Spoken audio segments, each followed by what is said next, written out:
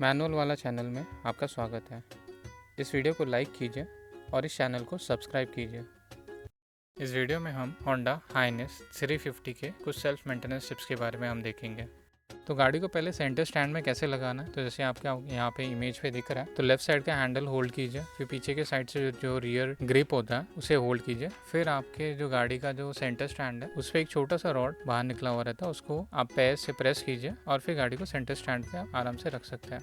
इस गाड़ी में क्लॉक सेटिंग के लिए आपको सिलेक्ट एंड होल्ड का बटन साथ में प्रेस करना है। फिर इको का जो ऑप्शन है वो फ्लैश करना चालू कर देगा। फिर सेट बटन प्रेस कीजिए जिससे ये मूव होगा, और जब ये क्लॉक सेटिंग पे पहुंच जाता है तो आवर्स के डिजिट को आप चेंज कर सकते हैं। तो सिलेक्ट का बटन प्रेस कीजिए जिससे आपका आवर्स का डिजिट चेंज होगा। फिर सेट बटन प्रेस कीजिए जिससे ये मिनट्स पे मूव हो जाएगा, और फिर सिलेक्ट बटन से आप मिनट्स को चेंजेस कर सकते हैं। फिर सेट बटन को प्रेस कर दीजिए तो आपका जो क्लॉक टाइमिंग है ये सेव हो जाएगा।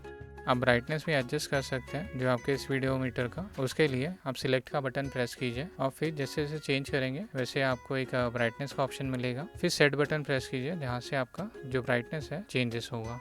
गियर के बारे में अगर देखें तो इसमें टोटल 5 गियर है, बट इसका जो गियर पेडल है वो डिफरेंट है, जिसमें आपको फ्रंट भी ऑप्शन है और आपके बैक हिल पे भी ऑप्शन मिलता है। फर्स्ट गियर के लिए फ्रंट से डाउन कीजिए या फिर बैक हिल से अप कीजिए। मिडल आपको न्यूट्रल मिलेगा। आपको गियर इंक्रीज करना है तो फ्रंट से आपको गियर अप करना पड़ेगा, और सेम पेडल से बैक हिल से आपको डाउन करना पड़ेगा, जिससे आपका गियर इंक्रीज होगा।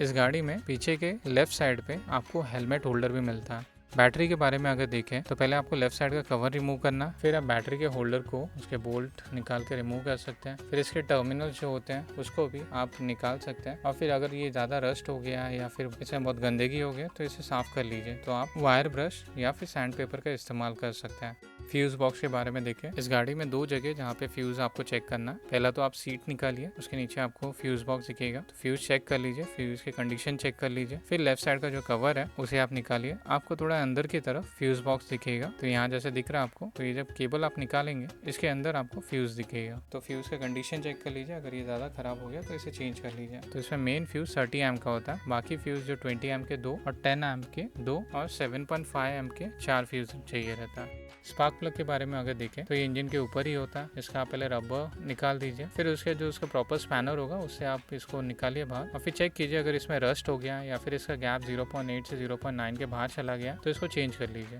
इंजन ऑयल के बारे में देखें तो इंजन ऑयल जैसे यहाँ पे ऑयल डिपस्टिक दिख रहा है आपको, इसमें अपर एंड लोअर का मार्किंग है, तो इसके बीच में ही आपका इंजन ऑयल होना चाहिए। इंजन ऑयल ड्रेन करने के लिए नीचे आपको बोल्ट मिलता है, तो उसे रिमूव कीजिए और फिर इंजन ऑयल आप चेंज कर सकते हैं। इस गाड़ी में API 10W30 का SAE ग्रेड का आपको इंजन ऑयल इस्तेमाल करना है। ऑयल फिल्टर के बारे में अगर देखें, आपको ऑयल ड्रेन करना है पहले, उसके लिए पहले आप डीप स्टिक निकालिए, फिर उसके बाद बोल्ट भी ओपन कर दीजिए। फिर यहाँ पे जो ऑयल फिल्टर का कवर है उससे निकालिए, फिर आपको इसके अंदर ऑयल फिल्टर दिखेगा, उसके साथ ओरिंग भी होता है। तो आप कभी भी अगर आपका ये ऑयल फिल्टर खराब हो गया तो इसे चेंज कर लीजिए, इसे वॉश करके वापस मत इस्तेमाल कीजिए। तो इसमें आउटसाइड का मार्किंग होता है, तो उसी एंगल में आपको वापस ऑयल फिल्टर फिट भी करना चाहिए ओरिंग के साथ। ड्रेन ट्यूब या फिर क्रैंक के भीतर जो होता है वो भी चेसिस के बाजू में ही होता है, पीछे के साइड से। तो रेड कलर का एक ट्यूब होगा, उसको आप रिमूव कीजिए हमेशा और उसको क्लीन कीजिए। कभी भी आप फुल थ्रोटल या अगर बारिश में बहुत चलाते तो इसे क्लीन कीजिए।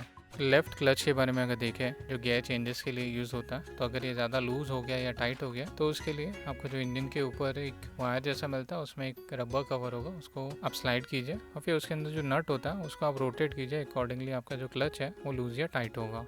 चेन के बारे में अगर देखें तो अगर आपका चेन बहुत ढीला हो चुका है, आपके गाड़ी को सेंटर स्टैंड में रखें और फिर इसका जो रियर का एक्सेल है नट को लूज कीजिए। स्लीव नट होता है उसे भी लूज कीजिए, और जो पीछे एडजस्टिंग नट होता है उसे भी लूज कीजिए, और जो इस पे एक मार्किंग का प्लेट होता है उस हिसाब से आपके टायर को एडजस्ट कीजिए, जिससे आपका चेन भी एडजस्ट होगा। सेम आपको दूसरे साइड भी प्रॉपर मार्किंग में आपको जो आपका चेन एडजस्ट करना है। इसमें एक इंडेक्स होता है, इसमें एक मार्किंग होता है जिसके हिसाब से आपको आपका जो चेन है उसको एडजस्ट करना चाहिए। अगर रेड मार्किंग में चला गया तो फिर आपको चेन एडजस्ट करना चाहिए, या फिर आपके चेन को स्प्रॉकेट के साथ चेंज कराना चाहिए। स्प्रॉकेट का भी कंडीशन देख लीजिए, अगर ये बहुत खराब हो गया या डैमेज हो गया तो इसे चेंज कर लीजिए। इसमें एक चेन स्लाइडर होता है, उसको भी रिप्लेस करना पड़ता है अगर वो बहुत घिस चुका है या कट चुका है। इस गाड़ी में एवरी 1000 किलोमीटर में या फिर आपका अगर चेन सूख गया तो आपके चेन को लुब्रिकेट करना चाहिए। कभी भी SAE 80 या फिर 90 ग्रेड का ऑयल इस्तेमाल कीजिए चेन को लूप करने के लिए।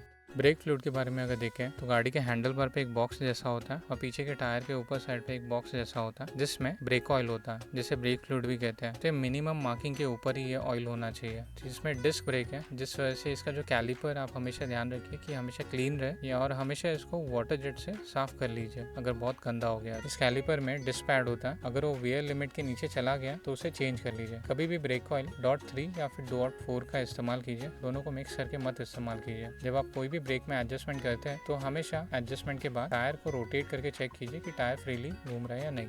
टायर के बारे में अगर देखें तो पहले तो गाड़ी चलाने से पहले आप टायर का कंडीशन चेक कर लीजिए कि कहीं पे ज़्यादा घिस गया है या फिर क्रैक आ चुका है या फिर ये वीयर लिमिट के नीचे चला गया, तो आप अपना टायर चेंज कर लीजिए। तो इसमें फ्रंट में आपको 28 का एयर प्रेशर मेंटेन करना और रियर में अगर आप अकेले राइड कर रहे हैं तो 32 का एयर प्रेशर मेंटेन कीजिए और अगर आपके साथ कोई पैसेंजर है या पिलियन है तो 36 का एयर प्रेशर मेंटेन कीजिए।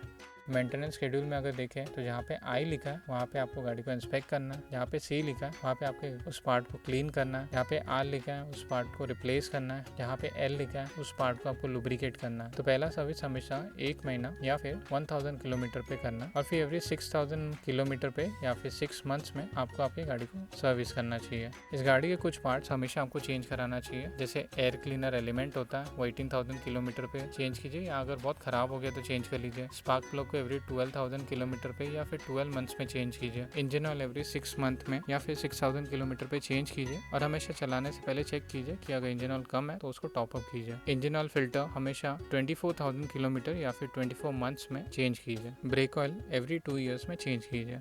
वीडियो में दी जानकारी अगर आपको अच्छी लगी और आपको लगता है कि ये वीडियो आपके किसी दोस्त के लिए फ़ायदेमंद है तो आप इसे ज़रूर शेयर कीजिए और आपको अगर कुछ सवाल है तो नीचे कमेंट बॉक्स में आप कमेंट कर सकते हैं। वापस मिलेंगे हमारे नए वीडियो में।